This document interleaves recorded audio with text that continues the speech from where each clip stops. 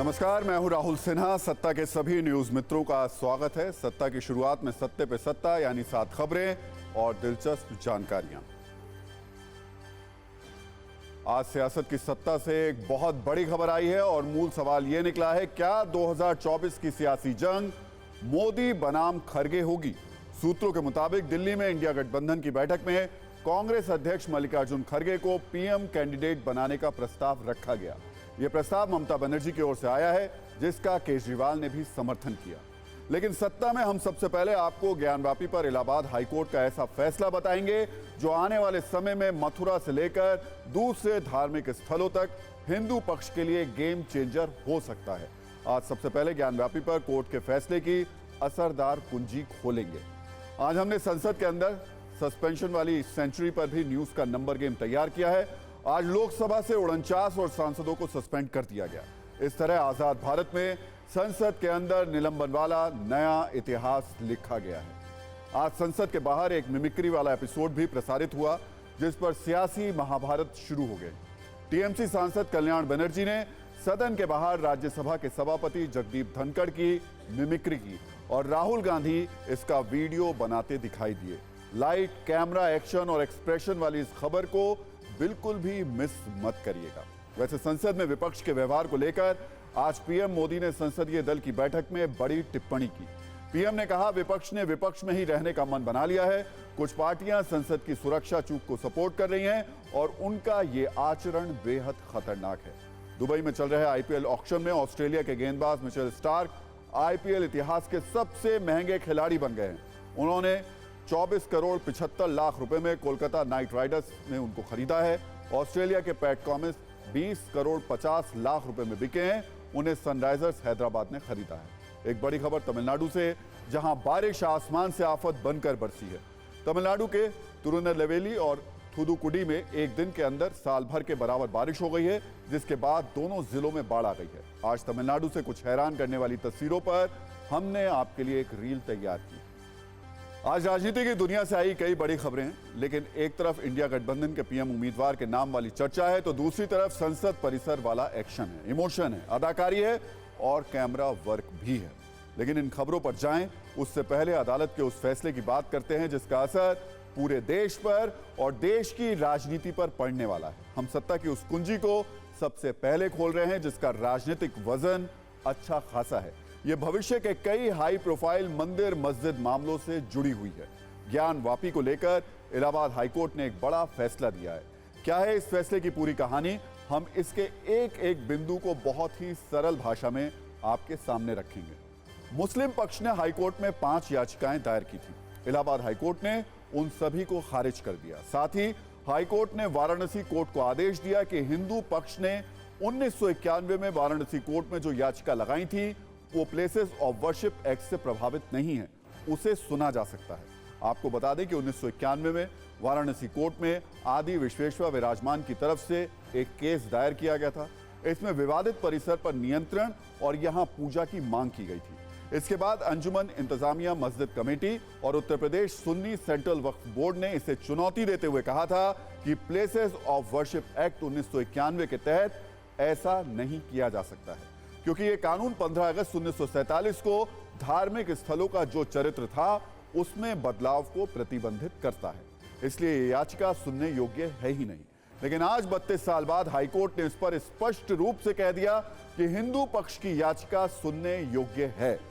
High court की 7 बड़ी बातें अब आपको बता देते हैं। ज्ञानवापी परिसर के 2 चरित्र नहीं हो सकते, जैसा कि दावा किया जा रहा है। या तो हिंदू चरित्र होगा या मुस्लिम चरित्र होगा।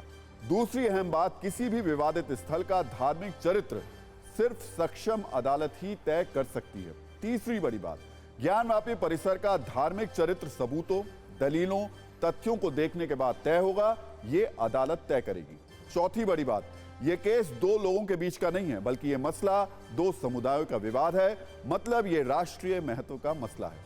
पांचवी बड़ी बात, यह केस 32 साल से लंबित है, इसका निपटारा 6 महीने के भीतर होना चाहिए। अब आगे इस मामले में तारीख पर तारीख ना दी जाए, बेवजह तारीख बढ़वाने की मांग पर जुर्माना लगाना चाहिए। एक और अहम बात, एएसआई अपने सर्वेक्षण की रिपोर्ट 1991 से लंबित इस मामले में भी दाखिल करेगा। अब सवाल जवाब वाली कुंजी से ज्ञानवापी के इस फैसले के और सरल रूप को आपके सामने रख देते हैं। पहला सवाल यह कि ज्ञान वापी पर आज का फैसला क्या है। इलाहाबाद हाईकोर्ट ने कहा कि इस मामले में 1991 का प्लेसेस ऑफ वर्शिप एक्ट लागू नहीं होगा। आगे इस कानून की कुछ बेसिक बातें भी आपको समझाएंगे। आपके मन में यह सवाल भी उठ रहा होगा कि आखिर हाईकोर्ट ने किस आधार पर इतना बड़ा फैसला दे दिया। तो हाईकोर्ट ने यह हवाला दिया कि आजादी से पहले भी यहां पूजा होती थी। अगला सवाल ये, अब इसके बाद अब आगे होगा क्या? तो जवाब यह है कि अब आगे पूजा के अधिकार की मांग पर सुनवाई होगी। साथ में हाईकोर्ट ने निर्देश भी दिया कि केस का निपटारा अगले 6 महीने में किया जाए। सवाल है इसका दूरगामी असर क्या होगा और इस फैसले का दायरा कितना बड़ा है। तो आपको बता दें कि ज्ञान वापी पर हाईकोर्ट के इस फैसले का असर मथुरा श्री कृष्ण जन्मभूमि समेत दूसरे मामलों में भी हो सकता है। इस फैसले से मुस्लिम पक्ष को बड़ा झटका लगा है। इलाहाबाद हाईकोर्ट ने मुस्लिम पक्ष की 5 याचिकाओं को खारिज कर दिया। इनमें 3 याचिकाएं पूजा के अधिकार की मांग को चुनौती दे रही थी और 2 याचिकाएं एएसआई सर्वे के आदेश को चुनौती दे रही थी। हाईकोर्ट के फैसले में एक एक्ट का बार बार जिक्र हो रहा है, वो है प्लेसेस ऑफ वर्शिप एक्ट 1991। आज की तारीख में हर कोई ये जानना चाह रहा है कि आखिर ये कौन सा कानून है और क्यों आज इस पर बहस हो रही है। दरअसल साल 1991 में ये एक्ट लाया गया था, जिसमें कहा गया था कि 15 अगस्त 1947 से पहले अस्तित्व में आए किसी भी धर्म के पूजा स्थल को किसी दूसरे धर्म के पूजा स्थल में नहीं बदला जा सकता। अगर कोई इस एक्ट का उल्लंघन करने का प्रयास करता है तो उसे जुर्माना और 3 साल तक की जेल भी हो सकती है। दरअसल ये कानून उस वक्त कांग्रेस की पीवी नरसिम्हा राव सरकार के दौरान लाया गया था। उस वक्त अयोध्या के राम मंदिर का मामला गर्म था। इस कानून की अलग अलग धाराएं क्या कहती हैं, संक्षिप्त में ये भी आपको बता देते हैं।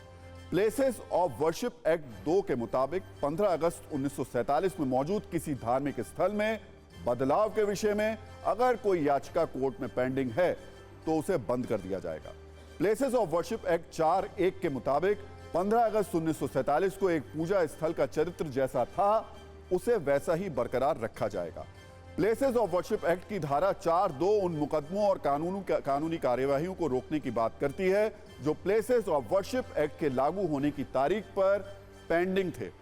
प्लेसेस ऑफ वर्शिप एक्ट की धारा 5 में प्रावधान है कि यह एक्ट राम जन्मभूमि बाबरी मस्जिद मामले और इससे संबंधित किसी भी मुकदमे, अपील या कार्यवाही पर लागू नहीं होगा। इलाहाबाद हाईकोर्ट का फैसला बहुत बड़ा है। सिर्फ ज्ञान वापी के मामले में नहीं है, बल्कि उन सभी मामलों में जो कोर्ट में चल रहे हैं जहां धार्मिक चरित्र को लेकर विवाद है। एक बात जो हाईकोर्ट की ओर से साफ साफ कही गई कि अदालत ही किसी स्थल का धार्मिक चरित्र तय करेगी। ये बड़ा बदलाव है, इसका असर समझिए।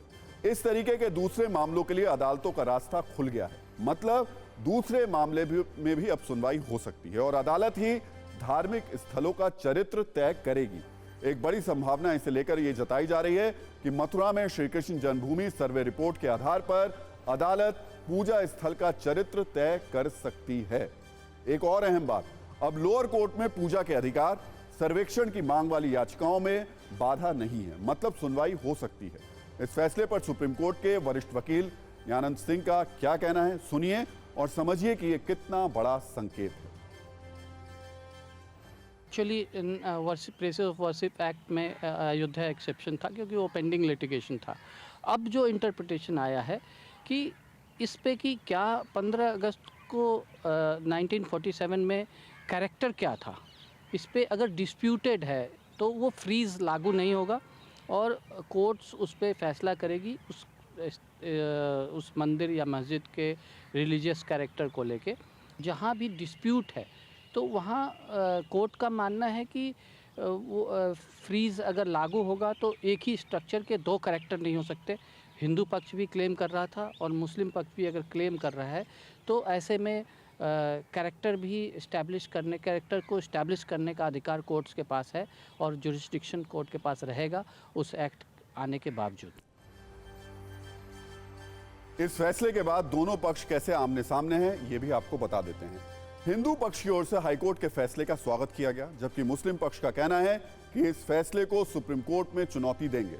हिंदू पक्ष का कहना है कि ज्ञान वापी में मंदिर के सारे प्रमाण हैं, जबकि मुस्लिम पक्ष का दावा है कि सैकड़ों सालों से ज्ञान वापी मस्जिद है।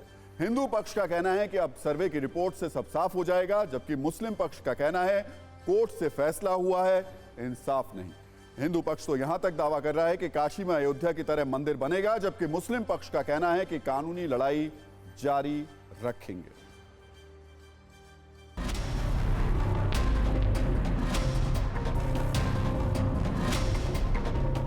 (1991) का दाखिल किया गया है वाद संख्या 610 सन 1991, that is not barred by Section 4 of the Places of Worship Special Provision Act 1991.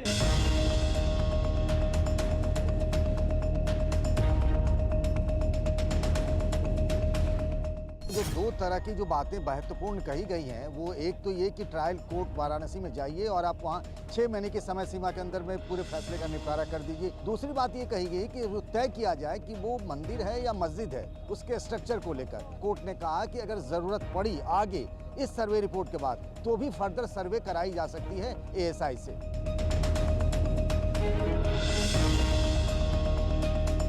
वहाँ पे सत्य की लड़ाई हम लोग लड़ रहे हैं, तो सत्य में हमेशा जीत हम ही लोग के पक्ष में होगा। जैसे अयोध्या में सर्वे हुआ तो रामलला आ गए, विराजमान हो गए, उसी तरह काशी में हम लोग सर्वे करवाएं तो भोले बाबा प्रकट हो गए। अब इसी तरह मथुरा में भी सर्वे होगा तो कृष्ण कन्हैया अपने आप आ जाएंगे। फैसला हुआ है, इंसाफ तो नहीं हुआ है, इसको हम ये कहेंगे फैसला हुआ, इंसाफ नहीं हुआ है। लड़ाई का मसला ये है कि हमारी पीठ दीवार से लगाई जा चुकी है और अब या तो ये हम मर जाएं या खड़े हो जाएं, बस यही है।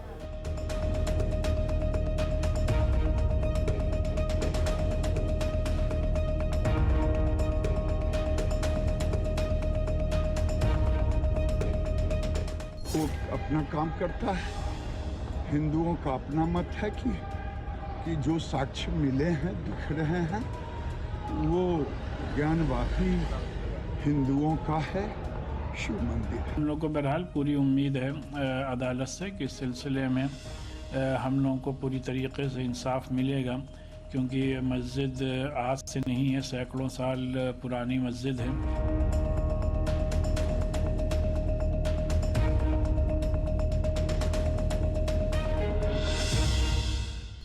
देखते जाइए आगे होता क्या है। सत्य उद्घाटित हो रहा है, लोगों ने सत्य को छुपा के रखा सदियों तक। सत्य स्पष्ट रूप से हाईकोर्ट के माध्यम से ही सही निकल के आ रहा है, हम उसका सम्मान करते हैं।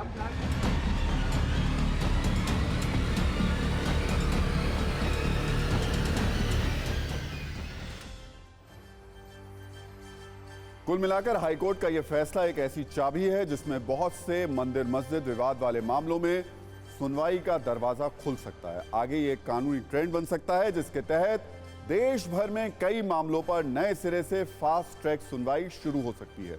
इसके दूरगामी राजनीतिक परिणाम भी होंगे। और अब बात उस संसद की जहां सदन के अंदर विपक्षी सांसदों का रिकॉर्ड तोड़ सस्पेंशन हुआ, तो सदन के बाहर विपक्ष का लाइट कैमरा और एक्शन हुआ। राज्यसभा के सभापति और उपराष्ट्रपति जगदीप धनखड़ का मजाक उड़ाया गया, ऐसी मिमिक्री की गई, ऐसे ऐसे एक्सप्रेशन दिए गए कि बड़े बड़े मिमिक्री आर्टिस्ट भी देखते रह जाए। दरअसल आज लोकसभा से एक साथ विपक्ष के 49 सांसदों को सस्पेंड कर दिया गया और इसी के साथ इस शीतकालीन सत्र में सस्पेंशन वाली सेंचुरी लग गई। लेकिन एक और जहां संसद में सांसदों को निलंबित किया जा रहा था, तो दूसरी ओर सदन के बाहर एक मिमिक्री शो भी चल रहा था और इसके लीड एक्टर थे टीएमसी के सांसद कल्याण बनर्जी, जबकि सपोर्टिंग रोल में राहुल गांधी समेत विपक्ष के कई सांसद मौजूद थे। कल लोकसभा से निलंबित किए गए टीएमसी सांसद कल्याण बनर्जी आज सदन के बाहर अपनी एक और कला का प्रदर्शन कर रहे थे। वो राज्यसभा के सभापति जगदीप धनखड़ की नकल कर रहे थे और उनकी मिमिक्री पर तालियां बजाकर विपक्ष के बाकी सांसद उनकी हौसला अफजाई कर रहे थे। अलग अलग एंगल से इस मिमिक्री की शूटिंग हो रही थी। सबसे पहले हम आपको फ्रंट कैमरे से दिखाते हैं कल्याण बनर्जी ने आज कैसे जगदीप धनखड़ की नकल की, जिसे लेकर सवाल उठाए जा रहे हैं।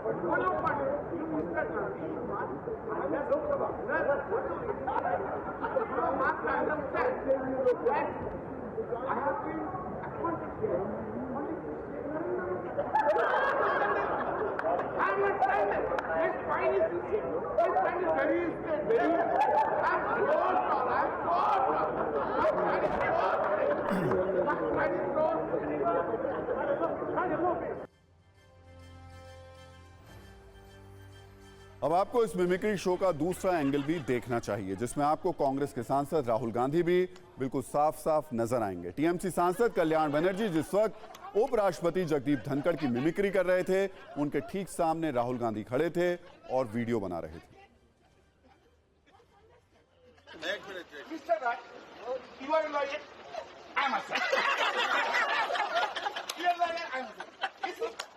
Mr. Nariman is not a good lawyer. How many cases you know?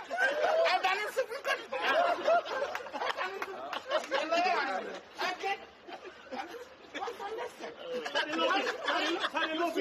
My spine is so straight.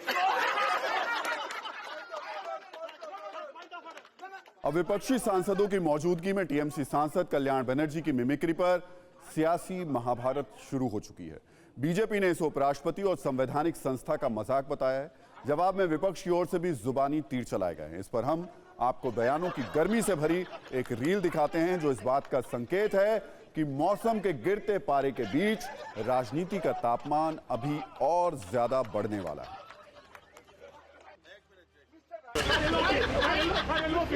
My spine is so straight.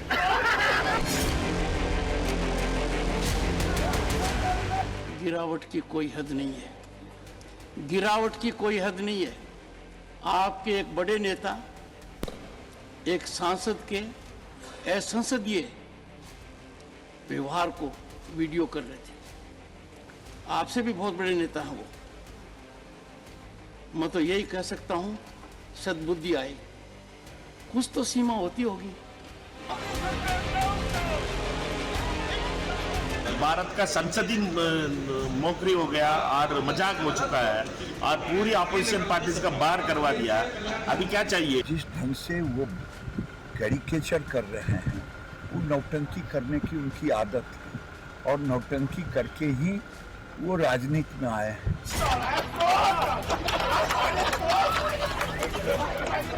ये उनका लॉन्ग स्टैंडिंग ट्रेडिशन बन चुका है कि संवैधानिक पदों का बार बार अपमान करें। क्या गलती किया कल्याण बनर्जी ने? क्या गलती किया? और राज्यसभा के चेयरमैन या भाजपा के प्रवक्ता, यही तो समझ में नहीं आता। तो मिमिक्री शो के बाद अब बात सस्पेंशन वाले राजनीतिक शो की, जो आज सदन के अंदर हुआ।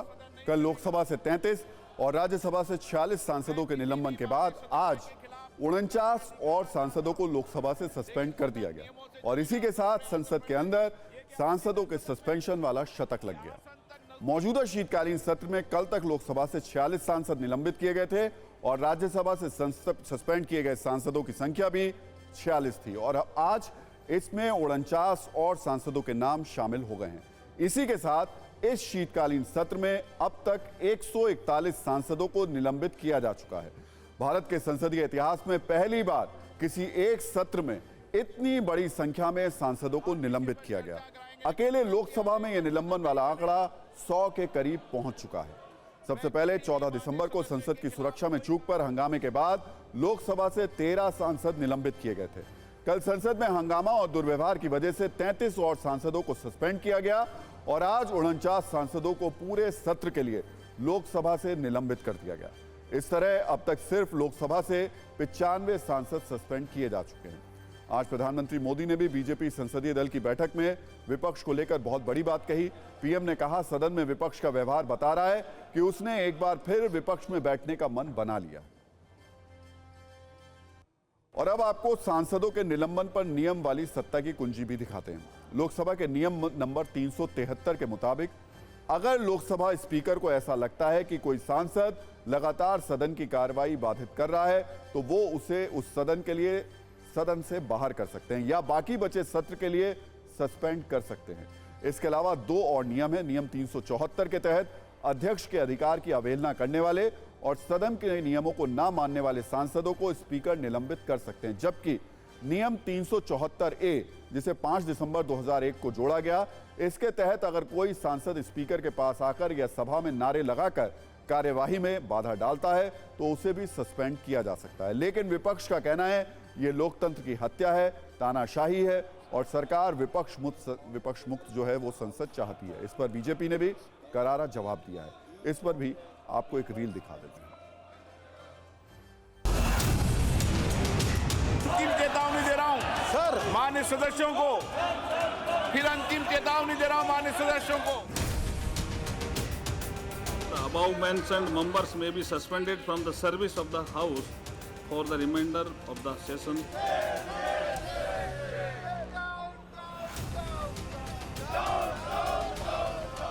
विपक्ष मुक्त संसद, जिस प्रकार से प्रजातंत्र को बुलडोजर के नीचे संसद की परिपाटियों के साथ रौंद दिया गया।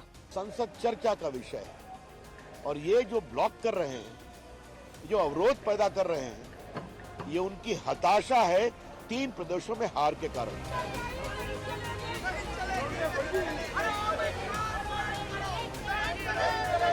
मुझे ये कहने में बिल्कुल भी संदेह नहीं है, गुरेज नहीं है कि ये सांसद सस्पेंड नहीं हुए, डेमोक्रेसी सस्पेंड हुई है। आप लोकसभा और राज्यसभा से भाग क्यों रहे? क्योंकि इनके पास मुद्दा नहीं है। विकास अब कोई मुद्दा नहीं है, कानून व्यवस्था अब कोई मुद्दा नहीं है। ये मुद्दा विहीन विपक्ष अवसादग्रस्त है।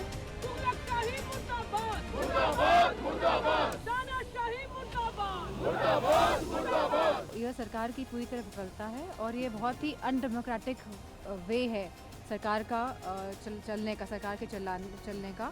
सिर्फ नींद की गोली खा के आ जाओ सुबह, क्योंकि मुंह नहीं खोलना है, कान आँख कुछ नहीं खोलना, सवाल कुछ नहीं पूछना है।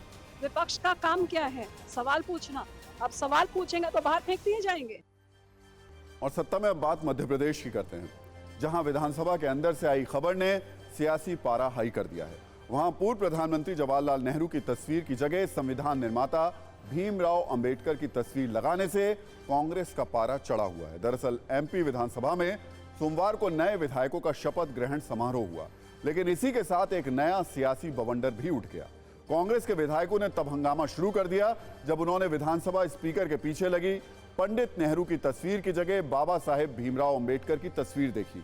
हालांकि दूसरी ओर लगी महात्मा गांधी की तस्वीर बिल्कुल उसी तरह मौजूद है, लेकिन पंडित नेहरू की तस्वीर को हटाकर डॉक्टर अंबेडकर की तस्वीर लगा दी गई। अब कांग्रेस का कहना है कि पंडित जवाहरलाल नेहरू की तस्वीर को दोबारा लगाया जाए, वरना कांग्रेस विधायक खुद वहां पूर्व पीएम की तस्वीर लगा देंगे। इस पर बीजेपी पूछ रही है कि आखिर संविधान निर्माता की तस्वीर से दिक्कत क्या है।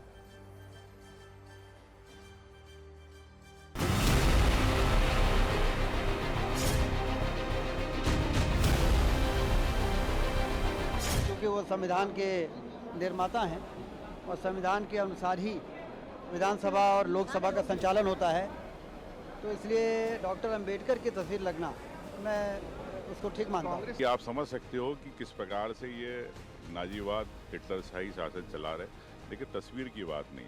मेरा तो कहना है कि तस्वीर तो कल से हो सकता है कि अंबेडकर की हटा के गोडसे की लगा दें। जो आपत्ति डॉक्टर भीमराव अंबेडकर की तस्वीर पर आपत्ति ले रहे हैं, उनसे ही पूछना चाहता हूं कि क्या ये देश केवल नेहरू खानदान का है? क्या ये देश डॉक्टर भीमराव अंबेडकर का नहीं है? क्या ये देश सुभाष चंद्र बोस का नहीं है, भगत सिंह का नहीं है, राजगुरु का नहीं है? ये इतनी गुलामी की मानसिकता केवल नेहरू खानदान से ही कांग्रेस क्यों दिखाना चाहती है? इस पर कांग्रेस को बहस करना। इतिहास को मिटाने की नाकाम कोशिश कर रही है भारतीय जनता पार्टी। साफ तौर के ऊपर जिस तरह से इससे पहले भी काम किए गए हैं, योजनाबद्ध तरीके से, चरणबद्ध तरीके से नेहरू जी के नाम को मिटाने का एक बार फिर से प्रयास किया जा रहा है, जो पहले भी करते आए हैं।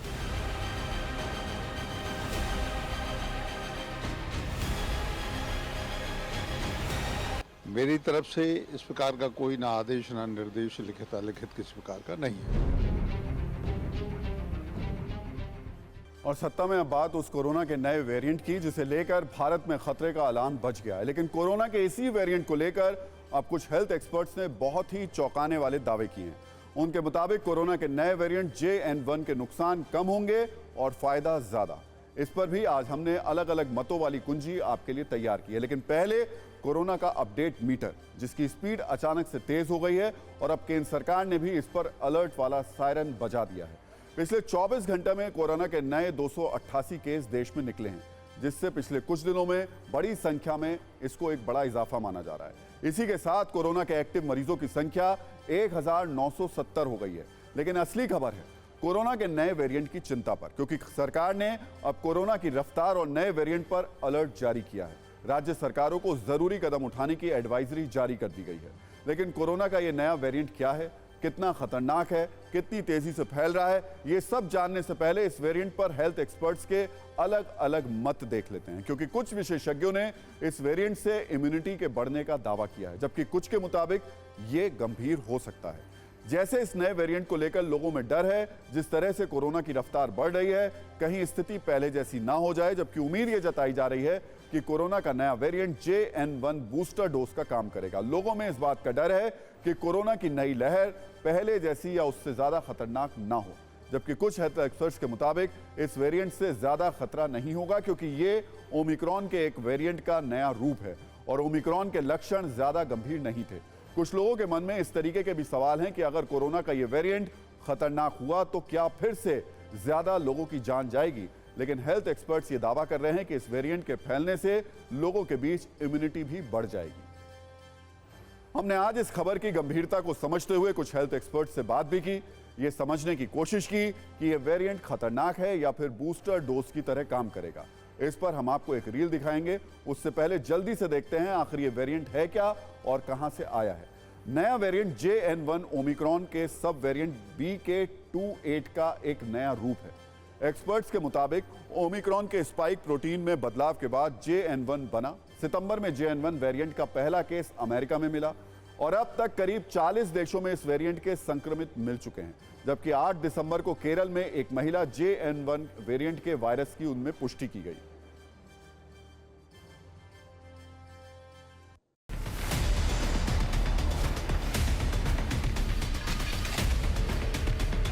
JN.1 अगर देखें तो कोई नया वेरिएंट नहीं है, ये वर्ल्ड वाइड पहले से सर्कुलेट हो रहा है। हाँ, भारत के अंदर इसका पहला केस डिटेक्ट हुआ है। JN.1 ओमिक्रॉन का ही एक सब लीनिएज है। मतलब अगर हम आम भाषा में बात करें तो ये ओमिक्रॉन की ही एक वंशावली है।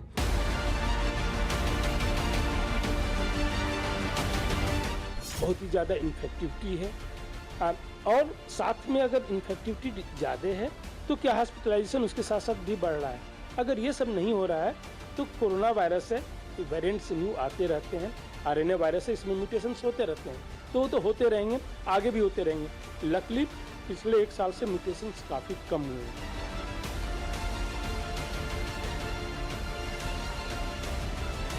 जो ये वेरिएंट है जिसमें USA, चाइना और दूसरे देशों में थोड़ा सा ट्रांसमिशन को बढ़ोतरी दी है, वो हमारे देश में भी पाया गया है।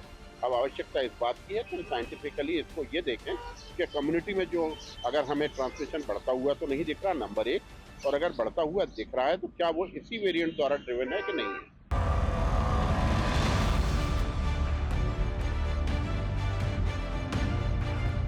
कोविड के साथ डेथ मान सकता हूँ। कोविड से डेथ होनी जो है अब बहुत ही कम संभावना है, क्योंकि पूरी पॉपुलेशन की इम्यूनिटी है, या तो वैक्सीन से इम्यूनिटी है या नेचुरल इन्फेक्शन से इम्यूनिटी है। तो एक बार इम्यूनिटी होने के बाद उस कारण से डेथ होने की संभावना बहुत ही कम है।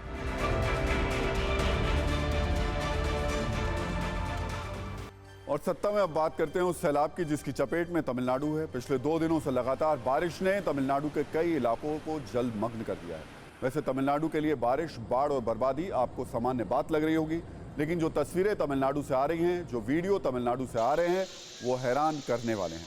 खासतौर पर दक्षिणी तमिलनाडु में हालात और भी बिगड़े हुए हैं। थुथुकुडी जिले के कायलपट्टिनम में 17-18 दिसंबर के बीच 24 घंटे में 932 मिलीमीटर बारिश हुई।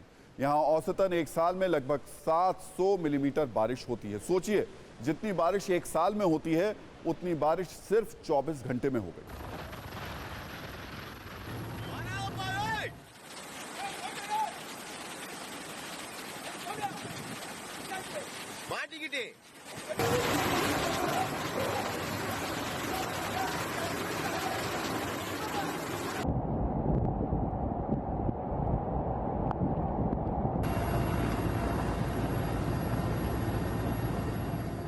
ऐसी स्थिति तमिलनाडु के दूसरे जिले तिरुनेलवेली, तेनकासी और कन्याकुमारी में है। इन जिलों में 670 से 932 मिलीमीटर तक रिकॉर्ड बारिश दर्ज की गई है।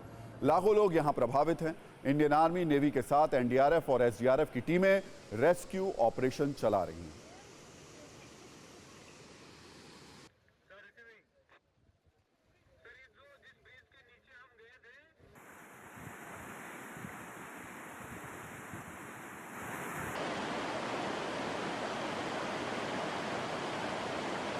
हालात ऐसे हैं कि कुछ जगहों पर साल 1871 के बाद से अब तक की सबसे अधिक बारिश दर्ज की गई है।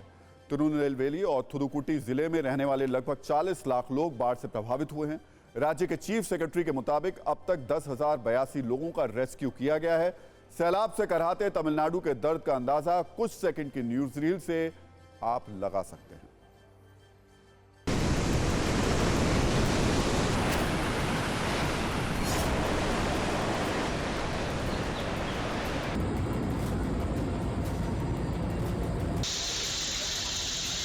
எச்சரிக்கை கொடுக்கும்போது என்ன செஞ்சிருக்கணும் இந்த விடியாத அரசு?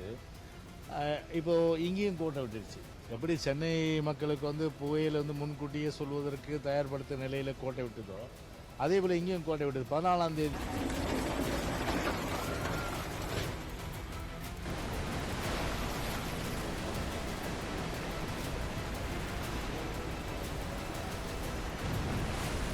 we are at the site of a disaster when it is happening, not after that.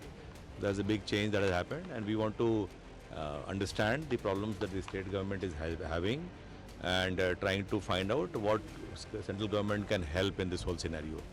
So I carry a 6-member team from various ministries and departments of Government of India.